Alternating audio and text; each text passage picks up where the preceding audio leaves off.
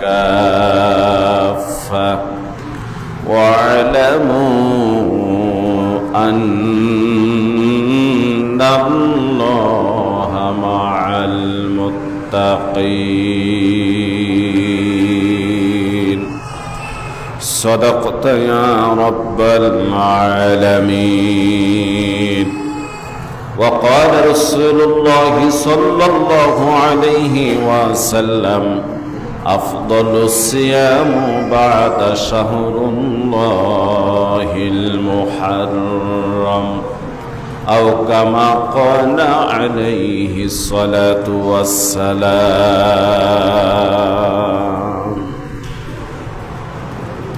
الحمد لله আল্লাহ তাআলার শানে আমরা সকলে শুকরিয়া আদায় করে বলি আলহামদুলিল্লাহ। যে মহান মনিব আপনাকে আমাকে মুহররমের প্রথম জুমা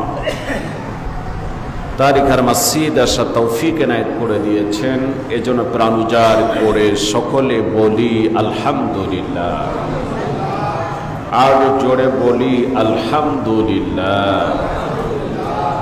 সবাই বলি রব্বানা লাকাল হামদ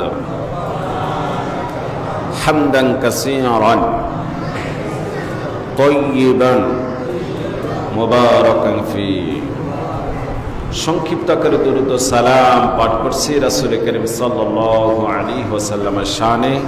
আমরা সবাই বলি নবী মুহাম্মদ রাসূলুল্লাহ সাল্লাল্লাহু আলাইহি ওয়াসাল্লাম।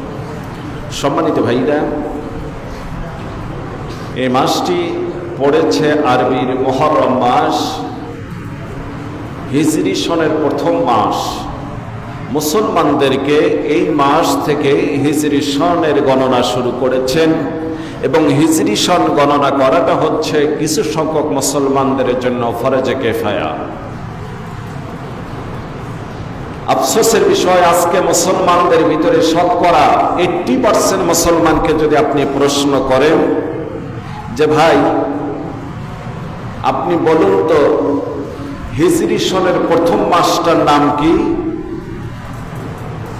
এবং আরবি 12টা মাসের নাম আপনি বলুন তো, শতকরা 80টা মুসলমান আমাদের সমাজের ভিতরে জানে না। জোরে বলেন কথা ঠিক কিনা? অথচ এই মুসলমানদেরকেই যদি আবার প্রশ্ন করা হয় ইংরেজি নববর্ষ 31 নাইটের জন্য জেগে থাকতে কারা কারা প্রস্তুত আছেন, আমাদের এই সুশীল সমাজের মুসলমান নামধারী কিছু মানুষ রাত জেগে জেগে ইংরেজদের এসে পাশ্চাত্য খ্রিস্টান ইহুদিদের কৃষ্টি কালচারকে উদযাপন করার জন্য 31 নাইটের জন্য, অর্থাৎ ডিসেম্বরের 31 তারিখ রাত 12টার পরে 1 মিনিট পরেই শুরু হয়ে যায় 31 নাইট, জানুয়ারির প্রথম তারিখ নববর্ষ, যেটা ইংরেজরা সারা রাত না ঘুমায় যে আনন্দ উল্লাস করে পালন করে, আর মুসলমানরা সেই রাতের জন্য জেগে জেগে থাকে। কপাল পড়ে এরকম মুসলমান আছে না নাই? ওই মুসলমানদেরকে যদি প্রশ্ন করেন যে আপনি বলেন তো আরবি হিজরি সনের প্রথম মাসের নাম কি, হাইহাতা আলা আদরি, কিছুই জানি না, এরকম প্রশ্নের উত্তর দেবে। কথা বলেন ঠিক কিনা? হিজরি সনের প্রথম মাসের নাম হচ্ছে মুহররম। নাম কি? আরো জোরে বলেন নাম কি? মুহররম। এই মুহররম শব্দের অর্থ হচ্ছে দুটি অর্থ। একটা অর্থ হচ্ছে সম্মানিত। জোরে বলেন সুবহানাল্লাহ। এই মাসটি আল্লাহ তাআলা নিজেই এই মাসের, আল্লাহ তো 12 মাসেই আল্লাহ তাআলার কাছে সম্মানিত, কিন্তু এই মাসটায় এক্সট্রাভাবে আল্লাহ রাব্বুল আলামিন একটা সম্মানের কথা ঘোষণা করে দিয়েছেন। জোরে বলেন সুবহানাল্লাহ। এটি হচ্ছে মুহররমের একটা শব্দ অর্থ। আরেকটি অর্থ হলো মুহররম শব্দের অর্থ হচ্ছে নিষিদ্ধ। নিষিদ্ধ কি? নিষিদ্ধ এই বরকতময় মাসে গুনাহ থেকে বিরত থাকবেন, সকল প্রকার অত্যাচার থেকে নিজের আত্মাকে, নিজের এই দেহকে, নিজের এই শরীরকে গুনাহ থেকে বিরত রাখবেন। এ ব্যাপারে আল্লাহ তাআলা গুনাহ থেকে নিষিদ্ধ রেখেছেন। এই হচ্ছে মুহররমের দ্বিতীয় শব্দ। সম্মানিত ভাইরা, গভীর মনোযোগ দিয়ে দেন। সংক্ষিপ্ত পরিসরে আপনাদের মাঝে যে কথাটা বলতে চাই, আল্লাহ রাসূল সাল্লাল্লাহু আলাইহি ওয়াসাল্লাম মক্কায় জন্মগ্রহণ করলেন, মক্কায়, কিন্তু তিনি থাকতে পারলেন না। মক্কার মানুষগুলি তাকে নানা দিক থেকে অত্যাচার, নির্যাতন, নিপীড়ন করা যখন শুরু করে দিলেন, আল্লাহর নির্দেশ এসে গেল। আমার ভাইরা, আল্লাহর নবী তখন মক্কা থেকে হিজরত করে মদিনার দিকে রওনা করেছেন। জোরে বলুন সুবহানাল্লাহ। আমার ভাইরা, এই হিজরি সনের গণনাকে স্মরণ করে রাখার জন্য পরবর্তীতে সাহাবা আজমাইন, আমার বন্ধুগণ, এই হিজরি সনের একটা প্রবর্তন তৈরি করে ফেলেন। কিন্তু আমার ভাইরা, আল্লাহ সুবহানাহু তাআলা কোরআনে কারীমের ভিতরে জানায় দেন, আল্লাহ বলেন, ইন্না ইদ্দাতাশ শুহুরি ইনদাল্লাহি 12 শাহরান ফি কিতাবিল্লাহি ইয়াওমা খালাকাস সামাওয়াতি ওয়াল আরদা মিনহা আরবাআতুন হুরুম। জোরে বলুন সুবহানাল্লাহ। আমার ভাইরা, আল্লাহ বলেন, ইন্না ইদ্দাতাশ শুহুরি ইনদাল্লাহি 12 শাহরান ফি কিতাবিল্লাহি ইয়াওমা খালাকাস সামাওয়াতি ওয়াল আরদা মিনহা আরবাতুন হুরুম। আল্লাহ পাক বলেন, আসমান এবং জমিন সৃষ্টি থেকে শুরু করে নিয়ে নিশ্চয় আল্লাহ তাআলার গণনার মাস হচ্ছে 12টি। জোরে বলুন সুবহানাল্লাহ। সুবহানাল্লাহ বলেন। এই 12 মাস কোথায় পেলাম আমরা? আল্লাহ দিয়েছেন। সুবহানাল্লাহ বলেন। তাও আবার কোন দিন থেকে? যেদিন এই পৃথিবীর, এই জমিন, আসমান সৃষ্টি হয়েছে, সেদিন থেকে আল্লাহ তাআলার কাছে গণনার মাস হচ্ছে 12টি। জোরে বলেন কয়টি? আরে ভাই কথা বলেন কয়টি? 12টি মাস। এই 12 মাসের ভিতরে আল্লাহ রাব্বুল আলামিন বলেন, এই যে 12 মাসের ঘোষণা করলেন আল্লাহ রাব্বুল আলামিন জানায় দিচ্ছেন, আল্লাহ পাক পরিষ্কার করে জানায় দিচ্ছেন, তার ভিতরে 4টি মাস হচ্ছে আল্লাহ তাআলার কাছে সম্মানিত। জোরে বলুন সুবহানাল্লাহ। সব মাসই তো আল্লাহ তাআলার কাছে সম্মানিত, কিন্তু 4টি মাস বিশেষভাবে আল্লাহ রাব্বুল আলামিন সম্মানিত ঘোষণা করে দিলেন। সুবহানাল্লাহ বলেন। কয়টা মাস ভাই? এই 4টি মাসের কথা মনে রাখুন। কোন কোন 4টি মাস আল্লাহ তাআলার কাছে সম্মানিত? আমার ভাইরা, এই 4টি মাসের ভিতরে হলো জিলকদা, জিলহাজ আর মুহররম। 3টা হলো একসঙ্গে, জিলকদা, জিলহাজ, মুহররম। আর একটা মাস হচ্ছে রজব। এই 4টা মাস আল্লাহ তাআলার কাছে অধিক সম্মানিত। জোরে বলুন সুবহানাল্লাহ। আল্লাহ রাব্বুল আলামিন বলেন, যালিকাদ দীনুল কাইয়্যিম। আল্লাহ রাব্বুল আলামিন, আমার ভাইরা, আল্লাহ পাক তার সুপ্রতিষ্ঠিত বিধানের ভিতরে 4টি মাসকে সম্মানিত ঘোষণা করে দিয়েছেন। আল্লাহ রাব্বুল আলামিন বলেন, ফালা তাযলিমু ফীহিন্না আনফুসাকুম। আল্লাহ বলেন, সুতরাং এই 4 মাসের ভিতরে তোমরা নিজেদের উপর কোনো জুলুম, অত্যাচার করো না, গুনার দিকে ধাবিত হয়ে না। জোরে বলুন আল্লাহু আকবার। আল্লাহ পাক বলেন, ওয়াকাতিলুল মুশরিকিনা কাফাতান কামা ইউকাতিলুনাকুম কাফা ওয়া'লামু আন্নাল্লাহা মা'আল মুত্তাকিন। সুবহানাল্লাহ বলেন।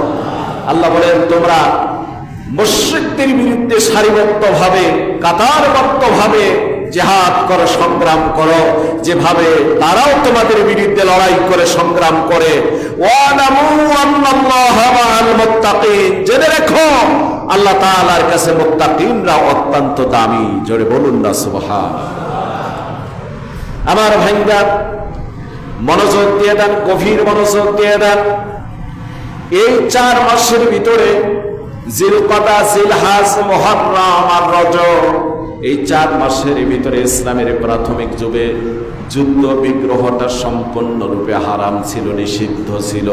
কিন্তু যখন এই পবিত্র মাসগুলির ভিতরে মুশরিকরা, বেঈমানরা, ইহুদি খ্রিস্টানরা, কাফেরেরা মুসলমানদের উপর আক্রমণ করা শুরু করে দিলেন, আল্লাহ বলেন তোমরা আর বিধি নিষেধের ভিতরে নও, ওয়া কাতিলুল মুশরিকিনা কাফাতান কামা ইউকাতিলুনাকুম কাফা। আল্লাহ কয় তোমরা মুশরিকদের বিরুদ্ধে, বেঈমানদের বিরুদ্ধে লড়াই করো সারিবদ্ধভাবে, কাতারবদ্ধভাবে, যেভাবে তারা তোমাদের বিরুদ্ধে লড়াই করে। আমার ভাইরা, আমার বন্ধুগণ, এই মুশরিকরা আমার ভাইরা, এই বেদিনেরা, এই ইহুদি খ্রিস্টানরা আফগানিস্তানে হামলা করলো, ইরাক ধ্বংস করলো, আফগান থেকে লেজ গোটাতে তারা বাধ্য হয়ে গেল, প্যালেস্তাইনের জমিনকে বোমা মেরে মেরে একেবারে আমার ভাইরা দিনের পর দিন জমিনটাকে তামাকাশা করে ফেললো। মানবতা কোথায় গিয়ে দাঁড়ায়? তখন ডোনাল্ড ট্রাম্প, এই ডোনাল্ড ট্রাম্প আমার ভাইরা তখন যুদ্ধ বন্ধের ব্যাপারে কোনো পদক্ষেপ গ্রহণ করে না। যখনই নাকি আল্লাহর কথা অনুযায়ী আমার ভাইরা, সেই ইরানের মুসলমানেরা যখন আক্রমণের শিকার হয়ে গেল, আল্লাহর কথা অনুযায়ী যখন তাদের বিরুদ্ধে লড়াই করার জন্য জীবন দিয়ে যখন ইরানের মুসলমানরা ঝাঁপিয়ে পড়ল, আমার ভাইরা বেগতিক দেখার পর এই কুত্তার বাচ্চা ডোনাল্ড ট্রাম্প তখন বারবার পৃথিবীর বিভিন্ন রাষ্ট্রে দৌড়ায় যুদ্ধ বন্ধের ব্যাপারে, তখন সে যেন একটা মাধ্যম হয়ে যায়। জোরে কোন কথা ঠিক কিনা? ঠিক কিনা বলে? আল্লাহ বলছেন মুশরিকিনা কাফা, এই মুশরিকদের বিরুদ্ধে সারিবদ্ধভাবে লড়াই করো, সংগ্রাম করো।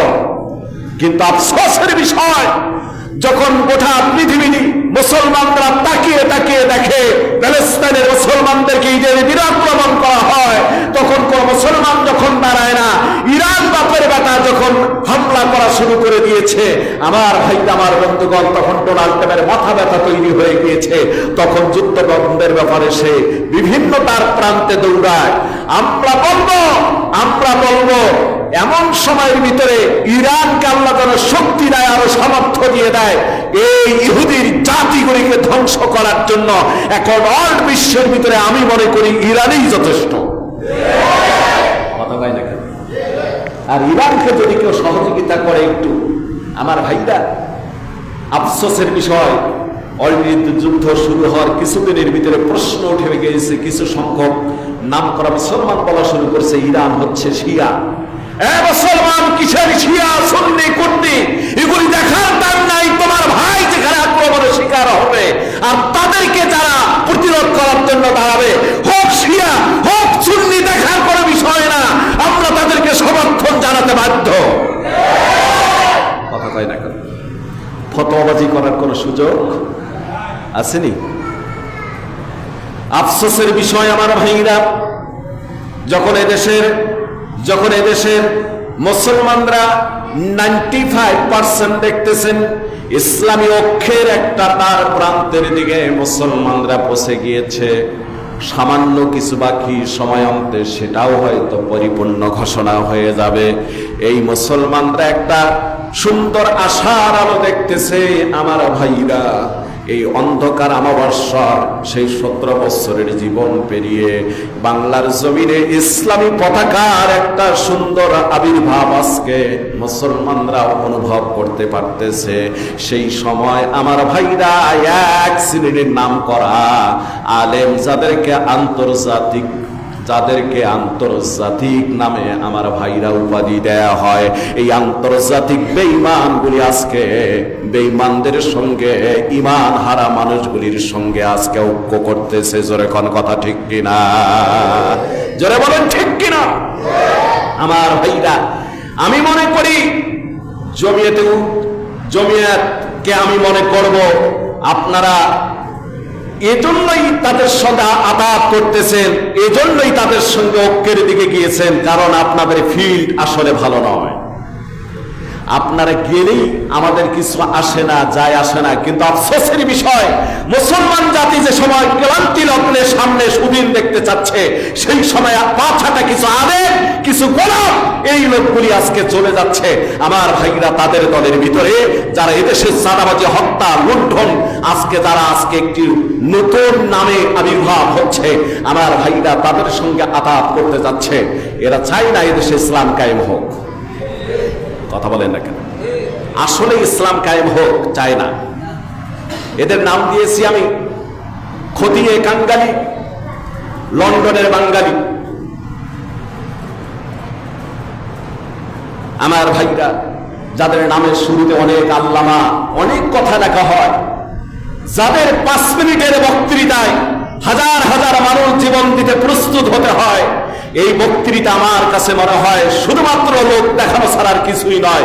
যদি তাই হয় তাহলে এই অন্তিম সময় মুসলমানদেরকে বিভাজনের দিকে, মুসলমানদের মাঝে ফাটল তৈরি করার জন্য, অনৈক্য তৈরি করার জন্য কাজগুলি করতো না। আবার গত কয়েকদিন আগে দেখলাম কোন একজন দেশের স্বনামধন্য ওয়াইস, হাকিমুন নাফস বলে তাকে, উনি মন্তব্য করে বসলেন ঐক্য হলো কার সঙ্গে? ঢাকার উলামায়ে কেরাম জানে না, নরসিংদীর উলামা পরিষদ জানে না ঐক্য হলো কার সঙ্গে? আরে ভাই, ঢাকার উলামায়ে কেরাম বলেন আর নরসিংদীর উলামায়ে কেরাম বলেন, আমার ভাইরা ঢাকায় ওপেন ফিল্ডে একের পর এক সমাবেশের ডাক দেওয়া হচ্ছে, সামনেও এক সমাবেশ, অতীতেও এক সমাবেশ হয়ে গেল। আপনাকে তো যেতে বাধা করা হয় নাই, কথা কয় না কেন? আপনাকে সেখানে যেতে নিষেধ করা হয় নাই, উন্মুক্ত ভাবে সবাইকে ডাকানো হয়েছে। আপনি কেন সেখানে গেলেন না? কেন অনৈক্যের পথের দিকে গেলেন? আপনি তো আসলে কোন রাজনৈতিকের সঙ্গে জড়িত নেই। আজকে হেফাজতে ইসলামের অনেক নেতৃবৃন্দ রয়েছেন যাদেরকে বলা হয় যে যারা আজকে অরাজনৈতিক। হেফাজতে ইসলাম নাকি অরাজনৈতিক একটা সংগঠন। যদি অরাজনৈতিক সংগঠন হয় তাহলে কি করে তোমরা আজকে রাজনৈতিকের সঙ্গে জড়িত থাকো? আর কি করে তোমরা হেফাজতে ইসলামের সেই উচ্চ আসনের ভিতরে থাকো? এটা মানায় না। জোরে কোন কথা ঠিক কিনা? যদি হেফাজতে ইসলাম অরাজনৈতিক হয় তাহলে তোমরা যারা রাজনীতির সাথে জড়িত আছো, হেফাজতে ইসলাম থেকে পদত্যাগ করো। অরাজনৈতিক ব্যক্তিরা তার নেতৃত্ব দিবে। কথা কয় না কেন? আর যদি সত্যিকার অর্থে হেফাজতে ইসলাম কোন রাজনৈতিক সংগঠন হয় তাহলে আপনারা এই ঐক্যের ভিতরে চলে আসুন এবং আপনারা রাজনৈতিক প্ল্যাটফর্ম তৈরি করুন, আপত্তি নেই। আরে ভাই, আপনি আরেকটা আলেমের সাথে ঐক্য হতে, আরেকটা ইসলামী দলের সঙ্গে ঐক্য হতে আপনার বাধে। যদি বাধে তা আপনি নিজেই একটা ইসলামী দল তৈরি করে ঐক্যের দিকে ডাকেন, আমরা যাবো আপনার কাছে। কথা কয় না? কিন্তু অনৈক্যের দিকে যাবেন না। মুসলমান ভাইরা আমার, আফসোসের বিষয় এই দলাদলি আজ মুসলমানদেরকে অনেক দূরে সরে নিয়ে গেছে। মুসলমানরা দিন কায়েম থেকে অনেক দূরে সরে গিয়েছে। বরকতময় মাস মুহররম মাস, এই মাসে কিছু আমল আপনারা করবেন নির্দিষ্ট। আমার ভাইরা, এই মাসের ভিতরে কোনো আমল নাই। মনে রাখবেন, শুধুমাত্র বলে দিয়ে যাই, সারা মাসের ভিতরে যে কোনো সময় নফল রোজা রাখবেন। আল্লাহর নবী বর্ণনা করেন, আফদালুস সিয়ামু বাদা শাহরুল্লাহিল মুহররম। নবীজি বলেন, রমজানের পরে উত্তম রোজা হচ্ছে মুহররম মাসের রোজা। জোরে বলুন সুবহানাল্লাহ। আফদালুস সিয়ামু বাদা শাহরুল্লাহিল মুহররম। এজন্য মুহররম মাসে যে কোনো দিন নফল রোজা 2-1টা রাখতে পারেন, এতে আপনাদের ভিতরে আল্লাহ রাব্বুল আলামিন বরকত নাযিল করে দিবেন। পাশাপাশি আমার ভাইরা, বিশেষ করে গণনা রাখবেন, মুহররমের 10 তারিখের রোজা সম্পর্কে আল্লাহর নবী বর্ণনা করেন। হযরত আব্দুল্লাহ ইবনে আব্বাস রাদিয়াল্লাহু তাআলা আনহু বর্ণনা করেন, নবীজি যখন হিজরত করে মক্কা থেকে মদিনায় চলে গেলেন, যাওয়ার পরে দেখেন এই দিন ইহুদিরা রোজা রেখেছে। আল্লাহর নবী প্রশ্ন করেন, তোমরা এই দিন কেন রোজা রেখেছো? তার উত্তর দিলেন, এই দিন আল্লাহ রাব্বুল আলামিন হযরতে মুসা আলাইহিস সালাতু ওয়াস সালামকে ফিরাউনের অত্যাচার থেকে নীল নদের রাস্তা তৈরি করে দিয়ে আল্লাহ পাক ফিরাউনকে, মানে মুসা নবীকে বিজয় দান করে দিয়েছেন। আর ফিরাউনকে তার সদল বলে এই নীল নদের চুবায় আল্লাহ মেরিয়েছেন। হযরতে মুসা এই দিন আল্লাহর শুকর আদায় করে রোজা রেখেছিলেন। আমরাও এই দিন রোজা রাখি। আল্লাহর নবীর ডাক দিয়ে ওদেরকে বললেন, আহাক্কু বিহুসনি মূসা ওয়া সামাহু ওয়া আমারা সিয়ামা। আল্লাহর নবী বলেন, মূসা আলাইহিস সালাতু ওয়াস সালামের ব্যাপারে আমরা বেশি হকদার। আমি আমার সাহাবীদেরকে নির্দেশ দিলাম তারা যেন এই 10ই মুহররম রোজা রাখে, তবে ইহুদিদের সাদৃশ্য যেন না হয়। আল্লাহর নবী বললেন, তোমরা এই 10-এর সঙ্গে সামনে অথবা পিছনে একটা রোজাকে অ্যাড করে 2টা রোজা তোমরা রেখে দিবা। জোরে বলুন সুবহানাল্লাহ। সুবহানাল্লাহ বলুন। তার মানে 9 মুহররম, 10 মুহররম অথবা 10 মুহররম 11 মুহররম। বেশি ভালো হয় 9 আর 10, যদি তা সম্ভব না হয় তাহলে 10 আর 10 11, মানে 10-এর সঙ্গে সামনে অথবা পিছনে একটা অ্যাড করে রোজা রাখবেন।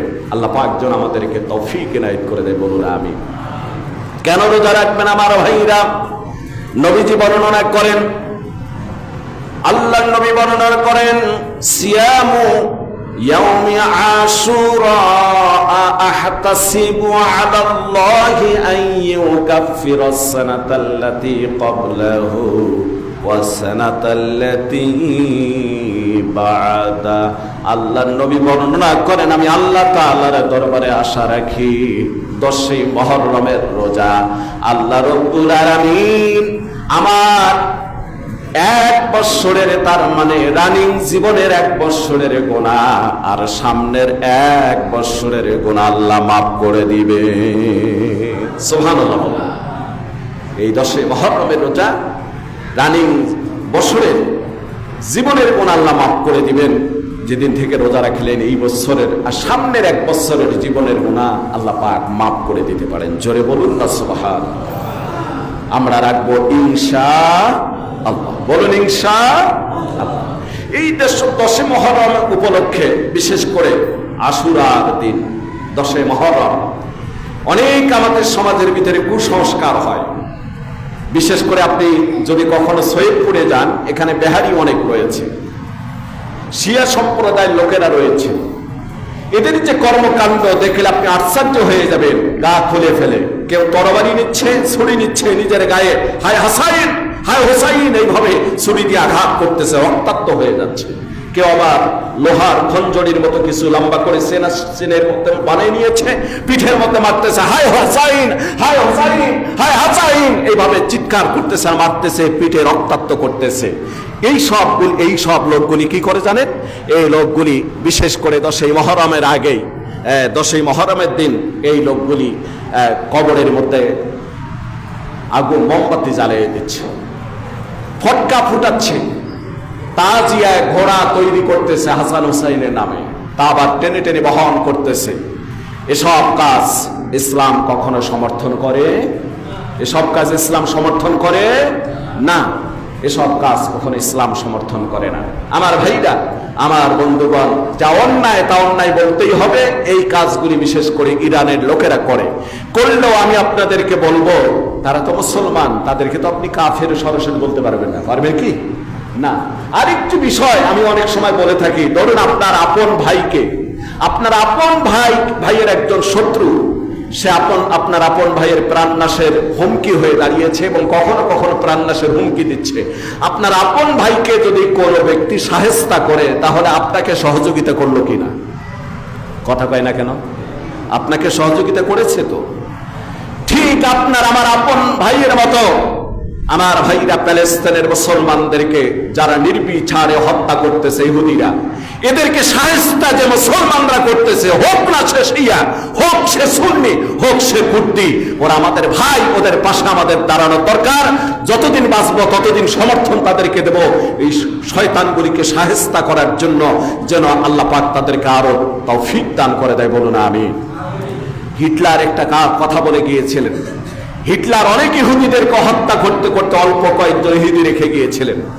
হিটলারের এই হত্যাকাণ্ড দেখে অনেক মুসলমানরা আফসোস করে বলেছিলেন, এত লোককে হত্যা করে ফেললো। তখন হিটলার একটা কথা বলেছিলেন, আমি গুটি কয়েকটা ইহুদি রেখে গেলাম, এদের যন্ত্রণা আর এদের অসভ্য আচরণ, এদের ঠেলা পরবর্তীতে বুঝতে পারবা কেন এদেরকে আমি হত্যা করেছিলাম। তাই হয়েছে আজকে। কথা বলেন না কেন, ঠিক কিনা? 80 লক্ষ ইহুদির কাছে 200 কোটি মুসলমান তাম পৃথিবীতে আজকে আমার ভাইরা, আমার বন্ধুগণ, যেন পরাজয়ের শিকার হয়ে যাচ্ছে। এই সময় বাপের বেটা ইরান খামিনি দেখায় দিয়ে গিয়েছে ঠেলা কারে কয়, কথা কয় না কেন? ঠেলার নাম বাবাজি যখন শুরু করে দিয়েছে আমেরিকার, যুক্তরাষ্ট্রের বিভিন্ন তাদের দেশের সৈন্যগুলি যেখানে এসে তাবু মানে ঘাঁটি গেড়েছে, সেই ঘাঁটিগুলিকে যখন লক্ষ্য করে আক্রমণ শুরু করে দিয়েছে, আমেরিকা লেজ গোটানো শুরু করেছে। কথা বলেন না কেন? তার টার্গেটই ছিল একটা, গোটা পৃথিবীতে আমেরিকার যত জায়গায় ঘাঁটি রয়েছে সব ঘাঁটিগুলিকে উড়িয়ে দিত মিসাইল দিয়ে। আমার ভাইরা, এমন মিসাইল আল্লাহ রাব্বুল আলামিন তৈরি করার মতো তৌফিক দিয়েছে ইরানকে। এজন্য আমার ভাইরা, রাসূল করিম সাল্লাল্লাহু আলাইহি ওয়াসাল্লাম 1400 বছর আগে বলে দিয়ে গেছেন, নিশ্চয় নিক্ষিপ্ত বস্তুটাই হচ্ছে সর্বশক্তি। আমার ভাইরা, তদানীন্তন সময়ে এই হাদিসের এই অর্থটা মানুষ বুঝতে পারে নাই, এখন হারে হারে বুঝতে পারতেছে যে নিক্ষিপ্ত বস্তুটা কি। এখন নিক্ষিপ্ত বস্তু হচ্ছে পারমাণবিক বোমা, মিসাইল। এগুলি মুসলমানদেরকে এখন অর্জনের একটা সময়ের দাবি হয়ে দাঁড়িয়েছে। কথা বলেন না কেন? ঠিক কিনা? আল্লাহ রাব্বুল আলামিন মুসলিম জাতিকে হেফাজত করুক, বলো না আমিন। শক্তি সামর্থ্য দান করে দেখ, বলো না আমিন। আমরা সদা সর্বদা ইমানি হালতে থাকব। আল্লাহ রাব্বুল আলামিন ইমানি হালতে আমাদেরকে বহাল রাখো। দোয়া করে দেবেন, ইমাম কি আছে? ওয়া আখিরু দাওয়ানা আনিল হামদুলিল্লাহি রাব্বিল আলামিন। আসসালামু আলাইকুম ওয়া রাহমাতুল্লাহি তাআলা ওয়া বারাকাতুহু। ক্বাবলাল জুমআহ যারা নামাজ পড়েননি, 4 রাকাত নামাজ পড়ে নিন।